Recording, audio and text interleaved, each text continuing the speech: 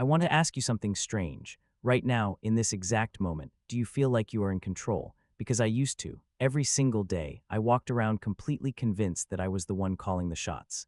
My choices, my decisions, my life. I was the driver. I was in charge. Until one night, around 2 a.m., I fell down a rabbit hole reading a scientific study, and what I found did not just change my thinking.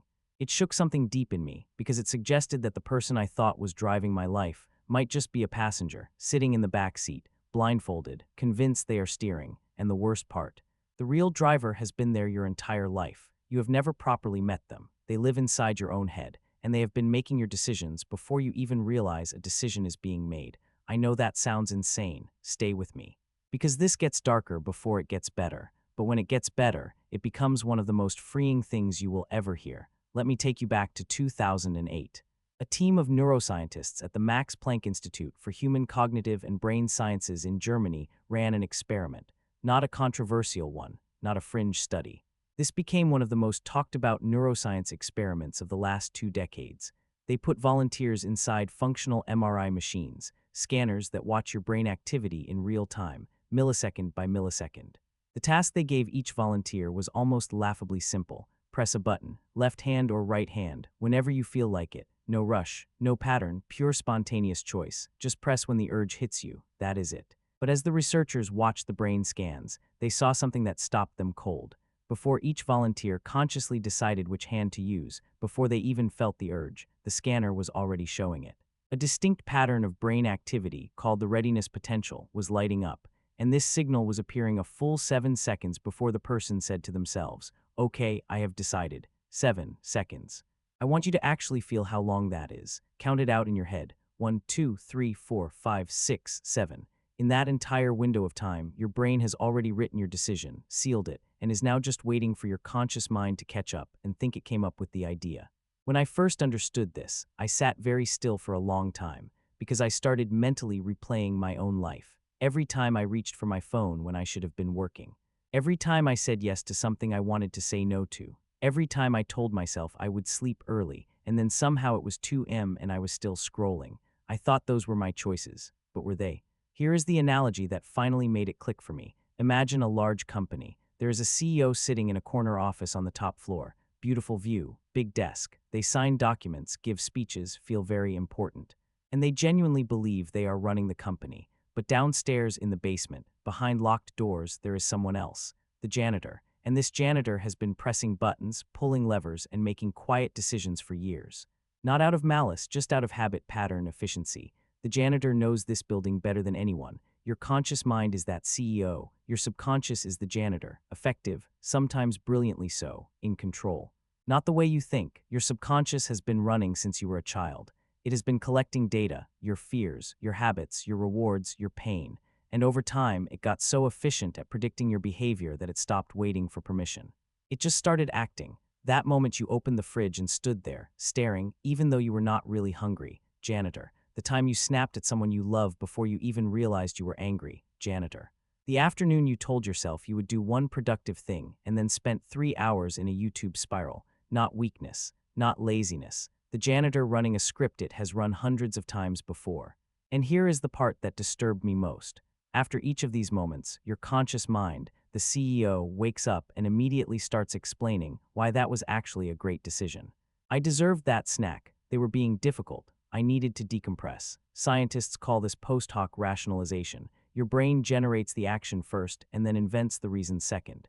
You are not the author of your choices. You have been the narrator, reading out loud what was already written. Now, I need to pause here, because when I first internalized all of this, my reaction was not enlightenment. It was something closer to despair. If the subconscious is running everything, if the janitor has been in charge the whole time, then what is even the point? Are we just biological robots? Elaborate machines following pre-programmed instructions. I sat with that question for a long time, and then I found the second study, and everything changed. In 2012, neuroscientist Dr. Aaron Scherger and his colleagues in France looked more carefully at the same data. And they found something the original researchers had missed. The 7-second signal is not a locked decision. It is more like static, background noise, a rising wave of possibility, not a verdict, which means it can be interrupted. And this is the discovery that I think everyone on the planet needs to hear. You may not have free will, but you have something far more powerful. you have free won't. Here is what that means. Your subconscious generates an urge. 7 seconds before you act, it is already preparing your body, priming your muscles, building the impulse. You cannot stop that from happening. That is biology. That is the janitor doing what the janitor does. And I need you to really hear this, the janitor cannot take the final action without a signal from upstairs. There is a window, tiny, a fraction of a second. Just before your body moves, your conscious awareness flickers on. And in that flicker, you have an absolute biological veto. Dr. Benjamin Libet, who pioneered this entire field of research back in the 1980s, called it veto power. Your brain prepares the action. Your consciousness can cancel it at the last moment. You did not choose the urge, but you can choose whether the urge becomes reality. That is the difference between free will and free won't. And free won't is actually more useful. Because you do not need to control what your brain generates. You just need to control what gets through. Think about that for a moment. You are not trying to stop thoughts from arising. You are not trying to rewire your subconscious overnight. You are simply standing at the gate, deciding what passes. That gate is yours. It has always been yours. So how do I actually use this in real life? This is where the science becomes a weapon. I call it the 3-second override. Whenever you feel a sudden urge to reach for your phone when you should be focused, to eat something you do not actually want, to fire back in anger when patience would serve you better, do not try to fight the urge head-on. Fighting it directly almost never works. You are trying to use your conscious mind to arm wrestle your subconscious. That is the CEO trying to outmuscle the janitor on their own turf. It does not end well. Instead, you pause. Just 3 seconds, count backwards in your head. 3, 2, 1. Then ask yourself one question. If I act on this, will I thank myself in 10 minutes? That is it. That is the whole method. But do not let the simplicity fool you. That 3-second pause does something remarkable inside your brain. Counting backwards activates your prefrontal cortex, the logical, future-thinking, consequence-aware part of your brain, the part that the janitor tends to bypass. You are literally flipping a biological switch, transferring control from the impulsive limbic system back to the thinking mind. You are hacking your own biology, with 3 seconds and one question. Let me show you how this plays out in real moments. Anger. Someone says something that hits a nerve. Your chest tightens. Your jaw clenches. Your subconscious has already prepared the response, the sharp word, the aggressive tone.